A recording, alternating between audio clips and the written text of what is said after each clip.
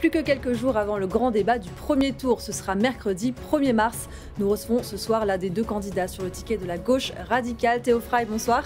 Bonsoir. Vous êtes le candidat de Solidarité, du droit au logement et Parti du travail. Vous êtes candidat et annoncez quand même d'avance que vous ne siégerez pas dans une institution que vous jugez, je cite, défaillante.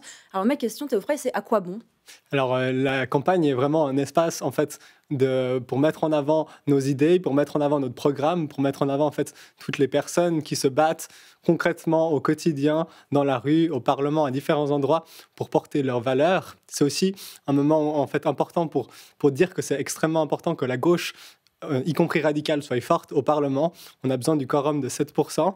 Et ce quorum, il est atteignable aujourd'hui parce qu'on sait que les listes de droite sont extrêmement divisées. Et nous, on espère avoir une majorité de gauche au Parlement. Et ça sera possible si Ensemble à gauche, qui réunit, donc la coalition qui réunit Solidarité, le DAL et le Parti du travail, liste 6, si cette coalition-là, elle est unie ensemble et si elle atteint le quorum de 7%, ça serait possible. Donc on espère. Donc ça, c'est vraiment nos priorités. Et après, ma candidature, c'est vraiment pour porter surtout tous ces combats-là, porter cette gauche radicale forte au Parlement et dans la rue. Parmi les points forts de votre programme, on retrouve la semaine de 32 heures dans les administrations sans toucher au salaire.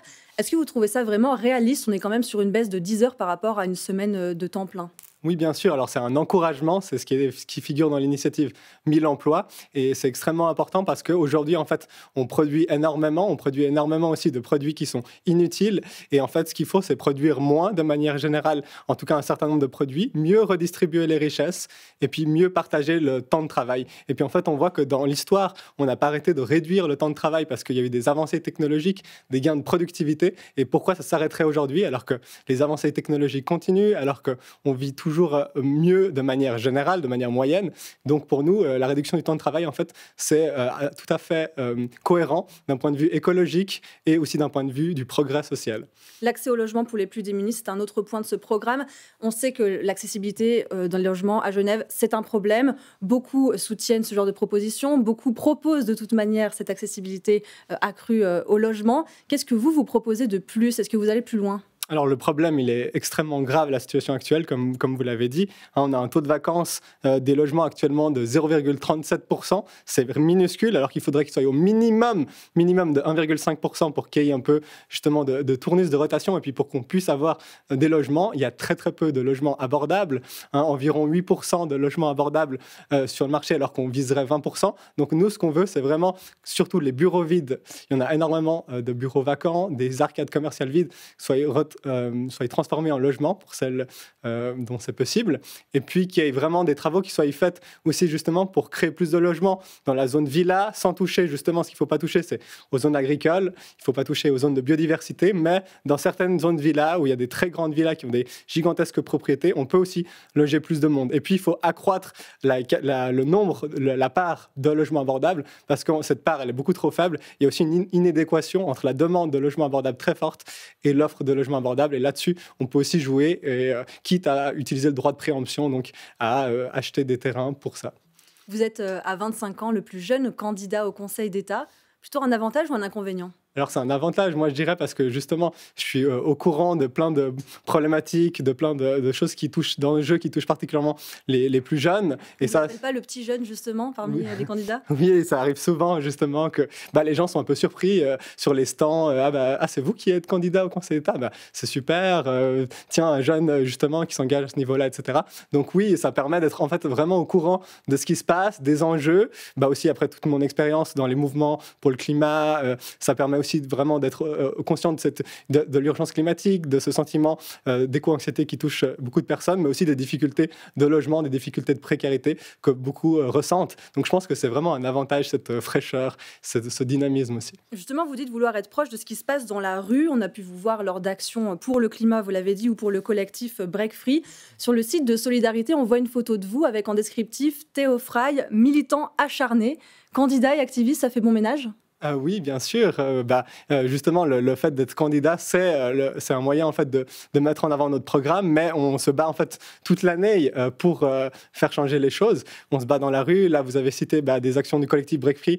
On en a fait plusieurs. Très récemment, une action devant Pictet où on a déversé du charbon pour dénoncer les investissements fossiles énormes de Pictet dans RWE, entreprise donc qui investit dans les mines de charbon en Allemagne. Donc là-dessus, on a visibilisé. Donc on utilise en fait plein de moyens d'action différents, et je pense que ça, c'est ma vision de la politique, mais pas que à moi, en général, au sein de Solidarité et au sein du Parti du Travail et du DAL, de toute notre coalition, c'est vraiment de dire en fait qu'il faut changer les choses à la fois dans la rue et à la fois au Parlement, et il y a besoin de cette dualité. On ne pourra pas avancer uniquement si on fait des lois. Il y a besoin en fait d'une pression sociale pour faire avancer les choses, mais évidemment, une présence au Parlement est nécessaire, et c'est pour ça qu'on se présente au Parlement. Vous parlez de ces actions avec le collectif Break Free. Tout au long de cette semaine, dans la nuit, on a pu voir des actions illégales, en l'occurrence menées par Extinction Rébellion, où ils ont prolongé des pistes cyclables à l'aide de sprays. Encore cette nuit, rue Kléber.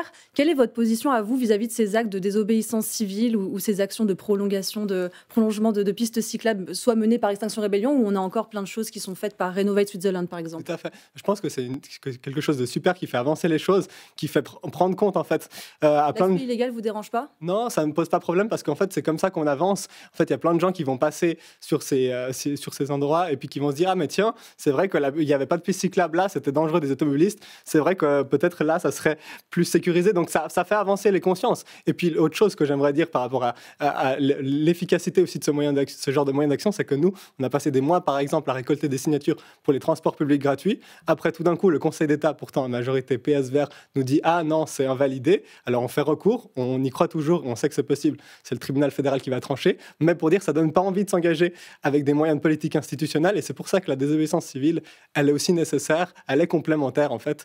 Et nous, on utilise cette complémentarité pour jouer sur ces différents plans.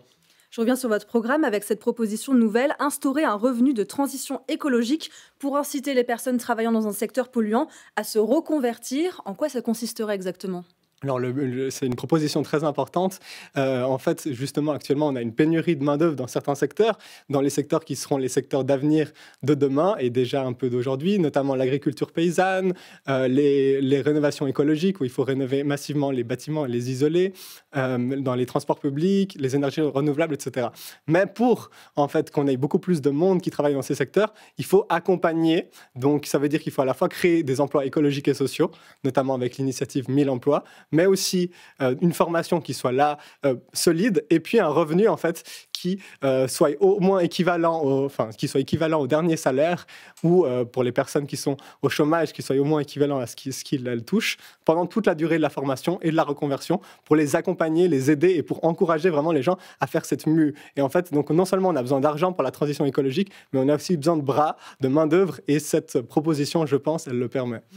Quand on sait qu'un email envoyé, c'est environ 4 grammes de CO2, presque une trentaine de kilomètres en voiture, est-ce qu'on peut encore faire un métier qui ne pollue pas ?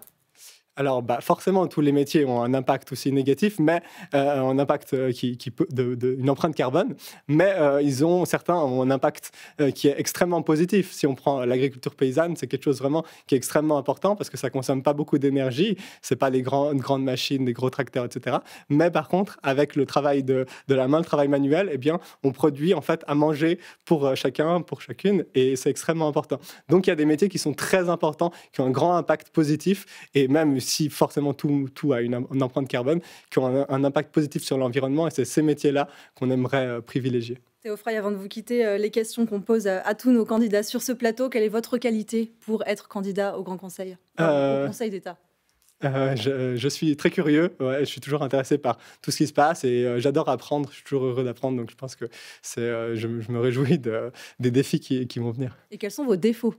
Alors, il y en a plusieurs, mais je pourrais dire, je suis presque toujours en retard. C'est terrible, il faudra que je travaille là-dessus. Oui, c'est un problème, la ponctualité. Merci beaucoup en tout cas Théo Frey, très belle soirée à vous et bonne campagne. Merci beaucoup, bonne soirée.